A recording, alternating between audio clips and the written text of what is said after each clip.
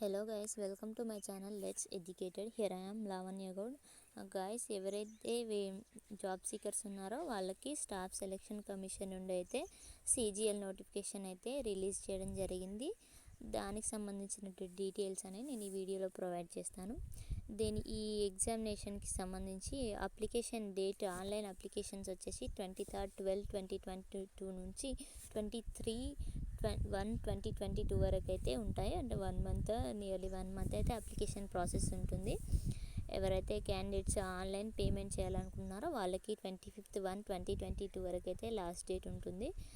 Next ఏదైనా correction ఎవరంటే చలాన్ ద్వారా పే చేసే వాళ్ళు ఎవరైనా ఉంటారు, ఆఫ్లైన్లో పే చేసే వాళ్ళు ఎవరైనా ఉంటాయి పేమెంట్, వాళ్ళకైతే 26th 1/2022 వరకు అయితే లాస్ట్ డేట్ ఉంటుంది. నెక్స్ట్ కరెక్షన్కి వచ్చేసి 28 1/2022 టు 1/2/2022, అంటే ఒక 5 days అయితే టైం ఇవ్వడం జరిగింది ఎవరైతే కరెక్షన్ ఉంటుందో వాళ్ళకి. నెక్స్ట్ దీనికి సంబంధించి అయితే 4 types ఆఫ్ టెస్ట్లు అయితే ఎగ్జామినేషన్ అయితే కండక్ట్ చేస్తారు. ఫస్ట్ వచ్చేసి టైర్ 1, టైర్ 2, టైర్ 3, టైర్ 4 అయితే ఉంటుంది. టైర్ 4 అయితే జస్ట్ స్కిల్ టెస్ట్ మాత్రమే. మెయిన్ వచ్చేసి టైర్ 1, టైర్ 2, టైర్ 3. టైర్ 1 అయితే ఏప్రిల్లో కండక్ట్ చేస్తామని చెప్తున్నారు, ఏప్రిల్ 2022లో. నెక్స్ట్ టైర్ 2, టైర్ 3 గురించి మేము ముందు మా వెబ్సైట్లో అయితే దాని గురించి ఇంటిమేషన్ ఇస్తామని చెప్తున్నారు.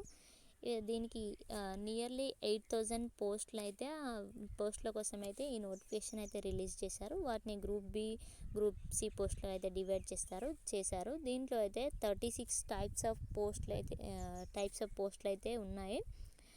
దానికి సంబంధించి ఇక్కడ ఏజ్ లిమిట్ అయితే ఇవ్వడం జరిగింది. ఏ పోస్ట్కి ఎంత ఏజ్ లిమిట్ అనేది ఇవ్వడం జరిగింది. మినిమం వచ్చేసి 18 years, మ్యాక్సిమం వచ్చేసి 30 years అయితే ఉంది. ఇంకా ఏజ్ రిలాక్సేషన్ కూడా ఇవ్వడం జరిగింది. ఏజ్ రిలాక్సేషన్ వచ్చేసి SC/ST క్యాండిడేట్స్కి అయితే 5 years, OBC క్యాండిడేట్స్కి 3 years, PWD అన్రిజర్వ్డ్ వాళ్ళకి 10 years, PWD OBC వాళ్ళకి 13 years, PWD SC/ST క్యాండిడేట్స్కి అయితే 15 years అయితే ఏజ్ రిలాక్సేషన్ అయితే ఇవ్వడం జరిగింది. నెక్స్ట్ వచ్చేసి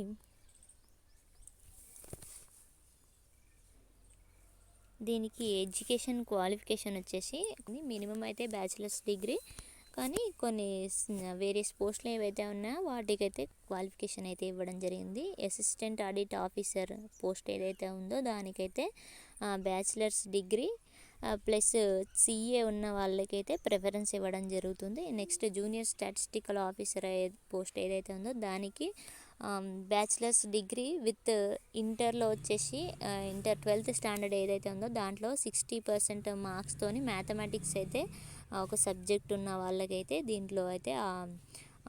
దీనికైతే అప్లై చేసుకోవచ్చు. Next statistical investigator grade 2 post ఏదైతే ఉందో దానికైతే bachelors degree with statistics subject ఏదైతే ఉందో దాంట్లో 3 years 6 semestersలో అయితే వాళ్ళు గ్రాడ్యుయేషన్ కోర్సు కంప్లీట్ చేసిన వాళ్ళైతే దీనికి అప్లై చేసుకోవచ్చు. Next assistant in national company law appellate tribunal ఏదైతే ఉందో పోస్టు దానికైతే bachelors degree plus degree in law చదివిన వాళ్ళైతే దీనికైతే అప్లై చేసుకోవచ్చు. Next research assistant national human rights commission ఏదైతే ఉందో దానికి bachelors degree plus minimum 1 year research experience ఉన్న వాళ్ళు ఎవరైతే ఉన్నారో వాళ్ళైతే ఈ పోస్ట్కి అప్లై చేసుకోవచ్చు. ఇవి కాకుండా రిమైనింగ్ పోస్టులు ఏవైతే ఉన్నాయో వాటన్నింటికైతే మినిమం క్వాలిఫికేషన్ వచ్చేసి బ్యాచిలర్స్ డిగ్రీ అయితే అని ఇవ్వడం జరిగింది. 23/1/2022కి ఎవరైతే క్యాండిడేట్స్ డిగ్రీ పాస్డ్ అవుట్ అవుతారో వాళ్ళందరూ అయితే ఈ పోస్టులకైతే అప్లై చేసుకోవచ్చు. నెక్స్ట్ వచ్చేసి అప్లికేషన్ ఫీ వచ్చేసి 100 rupees. అది కూడా కొందరు మేల్ పర్సన్స్ మాత్రమే ఉంది. మిగతా విమెన్ క్యాండిడేట్స్ ఎవరైతే ఉన్నారో వాళ్ళకి, SC candidates, ST candidates and PWD క్యాండిడేట్స్, ఎక్స్ సర్వీస్ మెన్స్కి అయితే ఇలాంటి ఫీ అయితే లేదు. ఇది గైస్ ఆన్లైన్లో పే చేసుకోవచ్చు, లేదంటే ఆఫ్లైన్లో కూడా ఈ ఫీ అనేది పే చేసుకోవచ్చు. అండ్ నెక్స్ట్ ఎగ్జామినేషన్ సెంటర్స్ అయితే ఇక్కడ తెలంగాణ, ఆంధ్రప్రదేశ్లో కూడా ఉన్నాయి. తెలంగాణలో వచ్చేసి హైదరాబాద్, కరీంనగర్, వరంగల్లో కూడా ఉన్నాయి. నెక్స్ట్ వచ్చేసి స్కీమ్ ఆఫ్ ది ఎగ్జామినేషన్ గురించి చెప్తున్నారు. Scheme of the examination tier 1 exam and tier 2 exam వచ్చేసి computer based exam. Next tier 3 examination వచ్చేసి పెన్ అండ్ పేపర్ మోడ్ ఉంటుంది. టైర్ 4 అనేది స్కిల్ టెస్ట్ మాత్రమే అని చెప్తున్నారు. నెక్స్ట్ దీనికి వచ్చేసి సబ్జెక్ట్స్ ఏంటి అంటే టైర్ 1లో వచ్చేసి general intelligence and reasoning, general awareness, quantitative aptitude, English comprehension వచ్చేసి సబ్జెక్ట్స్. దీంట్లో వచ్చేసి ఈచ్ సబ్జెక్ట్కి 25 మార్క్స్, 25 క్వశ్చన్స్ అయితే ఉంటాయి. 50 మార్క్స్ అయితే మ్యాక్సిమం మార్క్స్ ఉంటాయి. దీనికి టైం వచ్చేసి 1 అవర్ అయితే ఉంది. టైర్ 2 వచ్చేసి పేపర్ 1, పేపర్ 2, పేపర్ 3 అయితే పేపర్ 4 అయితే ఉంటుంది. పేపర్ 1లో వచ్చేసి క్వాంటిటేటివ్ అబిలిటీస్ ఉంటాయి. దానికి 100 క్వశ్చన్స్, 200 మార్క్స్. నెక్స్ట్ పేపర్ 2లో వచ్చేసి English language and comprehension 200 questions, 200 marks. Next paper 3 వచ్చేసి స్టాటిస్టిక్స్ 100 క్వశ్చన్స్, 200 మార్క్స్. పేపర్ 4 వచ్చేసి general studies, finance and economics. Questions వచ్చేసి 100 క్వశ్చన్స్ ఉంటాయి, మార్క్స్ 200 మార్క్స్ ఉంటాయి. దీనికి టైర్ 2కి వచ్చేసి 2 అవర్స్ అయితే టైం లిమిట్ ఉంటుంది. నెక్స్ట్ టైర్ 3 ఎగ్జామినేషన్ అనేది పెన్ అండ్ పేపర్ మోడ్లో ఉంటుంది. నెక్స్ట్ దీనికైతే ఈ ఇంగ్లీష్ ఆర్ హిందీ లాంగ్వేజ్ అయితే ఉంటుంది. హిందీ లాంగ్వేజ్లో క్వశ్చన్ పేపర్ అయితే ఉంటుంది. ఇది essay or letters typing application లాంటివి అయితే ఉంటాయి దీంట్లో. దీనికి వచ్చేసి 100 మార్క్స్, 1 అవర్ టైం అయితే ఉంటుంది. మార్క్స్ అయితే 100 అని ఇచ్చారు. నెక్స్ట్ టైర్ 4 వచ్చేసి జస్ట్ స్కిల్ టెస్ట్. ఇది ఏంటంటే డేటా ఎంట్రీ స్పీడ్ ఏదైతే ఉందో దాన్ని అయితే టైర్ 4లో అయితే టెస్ట్ చేస్తారు. నెక్స్ట్ మోడ్ ఆఫ్ సెలెక్షన్ వచ్చేసి మినిమం క్వాలిఫైయింగ్ మార్క్స్ అయితే ఇచ్చారు. టైర్ 1, టైర్ 2, టైర్ 3 ఎగ్జామినేషన్స్ కలిపి అన్రిజర్వ్డ్ క్యాండిడేట్స్ అయితే 30%, ఓబీసీ ఆర్ ఈడబ్ల్యూఎస్ క్యాండిడేట్స్ అయితే 25%, అదర్స్ క్యాండిడేట్స్ ఎవరైతే ఉన్నారో వాళ్ళకి 20% మార్క్స్ అయితే వస్తే అది మినిమం క్వాలిఫైయింగ్ మార్క్స్ అయితే అని చెప్తున్నారు. నెక్స్ట్ మాల్ ప్రాక్టీస్ ఎవరైతే చేస్తారో వాళ్ళు చేసినటువంటి మాల్ ప్రాక్టీసింగ్ టైప్ని బట్టి 2 to 7 ఇయర్స్ అయితే ఎగ్జామినేషన్ అయితే క్యాన్సిల్ చేస్తామని కూడా ఇక్కడ వార్న్ అయితే చేయడం జరిగింది. మరి ఎస్ఎస్సి జాబ్స్కి అప్లై చేసుకోవాలనుకునే క్యాండిడేట్స్ ఎవరైతే ఉన్నారో వాళ్ళైతే ఫస్ట్ రిజిస్టర్ అవ్వాల్సి ఉంటుంది. రిజిస్టర్ అయిన వాళ్ళైతే లాగిన్ అవ్వండి. లేదంటే రిజిస్టర్ ఎలా చేసుకోవాలి అంటే ఇక్కడైతే ఇవ్వడం జరిగింది. మీ ఆధార్ డీటెయిల్స్, మీకు ఆధార్ నెంబర్ ఉంటే ఎస్ అని పెట్టండి. ఫస్ట్ది do you have Aadhaar number అని ఆధార్ అని అడిగారు కదా, ఉన్నవాళ్ళు ఎస్ పెట్టండి. లేదంటే ఐడి కార్డ్తోనైతే రిజిస్టర్ అయితే చేసుకోవచ్చు. ఉన్న వాళ్ళైతే ఇక్కడ ఎంటర్ చేయండి. ఆధార్ నెంబర్ ఎస్ పెట్టి ఆధార్ నెంబర్ ఎంటర్ చేసి దాన్ని వెరిఫై చేసుకోండి. నెక్స్ట్ వచ్చేసి టైప్ ఆఫ్ ఐడి, లేదంటే వేరే ఓటర్ ఐడి లేదంటే మన పాస్పోర్ట్ ఏదైనా ఉంటే దాన్ని సెలెక్ట్ చేసుకోండి. ఆ ఐడి నెంబర్ అయితే ఇవ్వండి. దానిని ఐడి నెంబర్ అయితే ఇక్కడ ఇవ్వండి. నెక్స్ట్ మీ నేమ్ ఏదైతే ఉందో దాన్ని సెలెక్ట్ చేసుకోండి. దాన్ని ఇక్కడ ఎంటర్ చేయండి. ఏదైతే 10th సర్టిఫికేట్ ఏదైతే ఉందో దాని ప్రకారం అయితే ఇక్కడ డీటెయిల్స్ అయితే ఎంటర్ చేయండి. మీ నేమ్ వెరిఫై చేసుకోండి. లేదంటే next have you ever change name అని అడిగారు కదా, మీరు ఎప్పుడైనా నేమ్ చేంజ్ చేసుకుని ఉంటే మధ్యలో ఎస్ అని పెట్టండి. ఆ చేంజ్ చేసుకున్న నేమ్ ఏదైతే ఉందో దాన్ని ఇక్కడ ఎంటర్ చేయండి. నెక్స్ట్ మీ ఫాదర్స్ నేమ్ ఎంటర్ చేయండి, దాన్ని వెరిఫై చేసుకోండి. నెక్స్ట్ మదర్ నేమ్ ఎంటర్ చేయండి, దాన్ని మళ్ళీ వెరిఫై చేసుకోండి. మీ డేట్ ఆఫ్ బర్త్ ఏదైతే ఉందో దాన్ని ఇక్కడ ఎంటర్ చేయండి, వెరిఫై చేసుకోండి.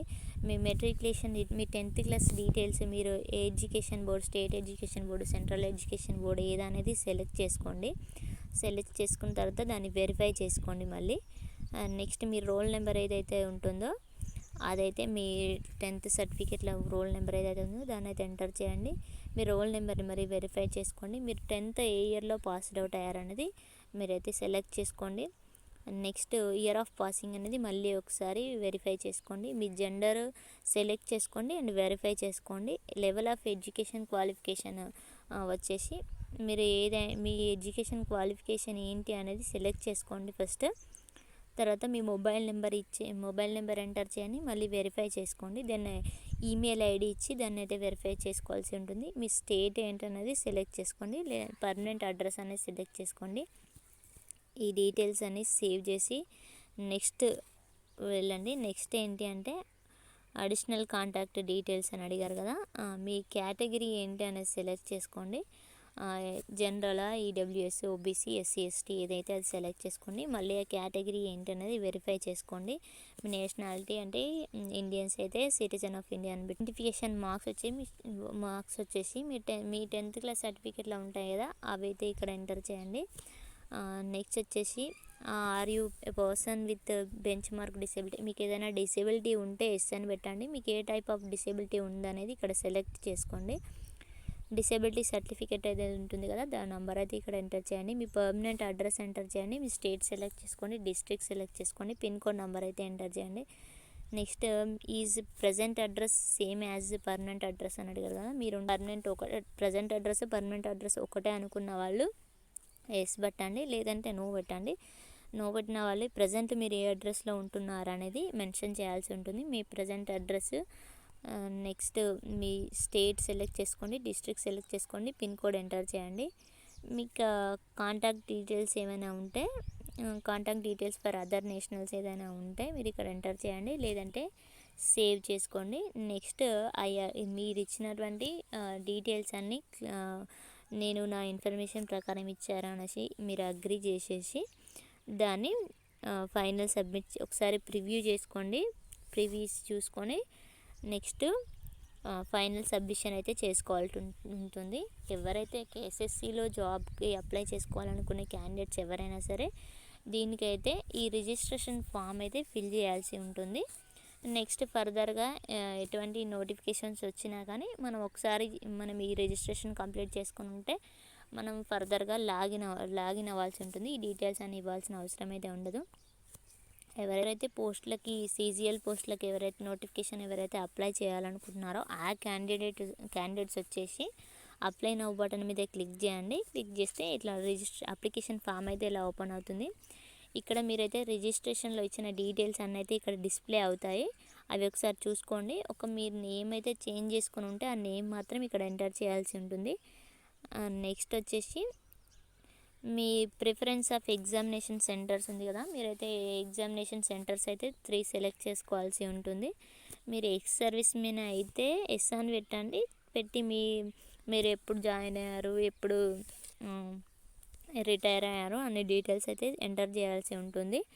లేదంటే నో పెట్టేసేయండి, ఇవన్నీ వదిలేసేయండి. నెక్స్ట్ వచ్చేసి మీ స్క్రైబ్ ఏంటి, మీకు ఏదైనా వెదర్ సఫరింగ్ ఫ్రమ్ సెబ్రల్ పాలసీ ఉంటే మీరు ఎస్ అని పెట్టండి, లేదంటే నో అని పెట్టండి. స్క్రైబ్ ఉంటే ఎస్ అని పెట్టండి, లేదంటే నో అని పెట్టండి.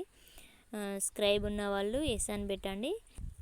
Are you also applying for the post of junior statistics officer, దీనికి కొన్ని వేరియస్ పోస్టులకు అయితే కొంచెం ఎడ్యుకేషన్ క్వాలిఫికేషన్ వేరే ఇచ్చారు కదా, దానికి కూడా మీరు అప్లై చేసుకోవాలనుకుంటే మీ దగ్గర క్వాలిఫికేషన్ ఉంటే స్టాటిస్టికల్ ఆఫీసర్కి, జూనియర్ స్టాటిస్టికల్ ఆఫీసర్ పోస్ట్కి మీరు అప్లై చేసుకోవడానికి మీకు క్వాలిఫికేషన్ గురించి అయితే నేను చెప్పాను కదా, ఆ క్వాలిఫికేషన్ మీకు ఉంటే ఎస్ పెట్టండి, లేదంటే నో పెట్టండి.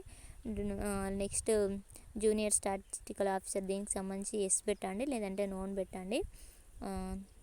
నెక్స్ట్ వచ్చేసి మీకు ఏజ్ రిలాక్సేషన్ కావాలి అనుకుంటే ఎస్ పెట్టండి. ఎస్ పెట్టుకున్న వాళ్ళు ఎవరైతే అన్నారో వాళ్ళు మీకు సంబంధించినటువంటి కోడ్ అయితే ఇక్కడ ఎంటర్ చేయాల్సి ఉంటుంది. కోడ్ చూపిస్తుంది, దాంట్లో సెలెక్ట్ చేసుకోండి. నెక్స్ట్ మీ హైయెస్ట్ ఎడ్యుకేషన్ క్వాలిఫికేషన్ ఏంటి అనేది సెలెక్ట్ చేసుకోండి. Details of qualifying education qualification అన్నారు కదా, ఇక్కడ గ్రాడ్యుయేషన్ అయితే సెలెక్ట్ చేసుకోండి. మీ స్టేటస్ ఏంటి, మీ గ్రాడ్యుయేషన్కి సంబంధించిన స్టేటస్, మీరు చదువుతున్న స్టేటస్ ఏంటి అనేది ఇక్కడ సెలెక్ట్ చేసుకోండి. మీ పాసింగ్ ఇయర్ అనేది సెలెక్ట్ చేసుకోండి.